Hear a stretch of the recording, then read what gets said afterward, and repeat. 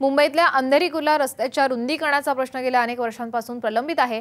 अंधेरी कुर्ल्याला जोडणाऱ्या या रस्त्यावर दिवसभर प्रचंड रहदारी असते, तसंच संध्याकाळी तर या रस्त्यावरून चालणंही अवघड होतं। याबाबतच्या अनेक तक्रारी करून सुद्धा या रस्त्याच्या रुंदीकरणासाठी कुठलंही पाऊल उचललेलं नाही। म्हणूनच आज मनसेच्या वतीनं या रस्त्यावर रास्ता रोको करण्यात आला। या आंदोलनाचं नेतृत्व मनसेचे नेते दिलीप लांडे यांनी केलेलं आहे। यावेळी कुर्ला अंधेरी रस्त्यावरची वाहतूक बराच वेळ रोखूनही धरली होती। नंतर पोलिसांनी दिलीप लांडेंसह मनसेच्या कार्यकर्त्यांना ताब्यात घेतलं। यावेळी मनसेचे नेते दिलीप लांडे यांच्याशी संवाद साधलेला आहे आमचे प्रतिनिधी महेश बागल यांनी। अंधेरी कुर्ला रोडचा रुंदीकरणाचा प्रश्न बऱ्याच वर्षापासून मागे राहिलेला होता, त्यामुळे तो मार्गी लागत नाही। म्हणून आज मनसेचे नेते दिलीप लांडे हे आंदोलनाला बसलेले, त्यांनी या ठिकाणी रास्ता रोको केलेला आहे। लांडे साहेब, आम्हाला सांगा की किती वर्ष झाला हा प्रश्न मार्गी लागलेला नाहीये? गेले 8 वर्षापासून हा प्रश्न मी या ठिकाणी मांडत आहे।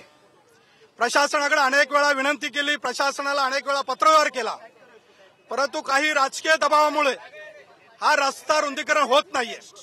कारण हा रस्ता फक्त कुर्लावासियांशिवाय किंवा घाटकोपरवासियांसाठी नाहीये। हा रस्ता महाराष्ट्राच्या दृष्टिकोनातून, भारताच्या दृष्टिकोनातून जे या ठिकाणी विमानतळ आहे मोठा, या विमानतळाला जोडणारा एकमेव रस्ता आहे। आणि म्हणून या ठिकाणी विमानतळावरून येणारे सर्व लोक या रस्त्यावरती येत असतात, जाणारी लोक ह्याच रस्त्याने जात असतात। म्हणून हा रस्ता रुंदीकरण होणं गरजेचं आहे। म्हणून या ठिकाणी प्रशासनाने महाराष्ट्राच्या दृष्टिकोनातून, मुंबईच्या दृष्टिकोनातून हा रस्ता अतिशय महत्वाचा आहे। कारण आपण पाहिलं असेल, प्रत्येकाला या ठिकाणी या वाहतुकीमध्ये 1-1 तास थांबावं लागतं। या ठिकाणी साकीनाका मोठी इंडस्ट्री आहे। या ठिकाणी स्वतःचं पोट भरायला जाणाऱ्या कामगारांना सुद्धा रोज आपल्या दिवसातील किंवा आयुष्यातील 2 तास हे फुकट जात असतात। म्हणून हा रस्ता रुंदीकरण होणं अतिशय महत्वाचं आहे। मुंबई शहराच्या विकासामध्ये हा रस्ता रुंदीकरण अतिशय महत्वाची गोष्ट आहे। लांडे साहेब, खासदार स्थानिक जे आहेत, आमदार आहेत, त्यांनी काही लक्ष दिलं का? कुठे त्रुटी राहिल्या? या ठिकाणी खासदार होते, मंत्री होते, परंतु या ठिकाणी खरा हा रस्ता फक्त कुर्लावासियांसाठी किंवा माझ्या विभागासाठी करतो असं नाहीये। हा मुंबईच्या दृष्टिकोनातून, महाराष्ट्राच्या दृष्टिकोनातून आणि हिंदुस्थानच्या दृष्टिकोनातून अतिशय महत्वाचा रस्ता आहे।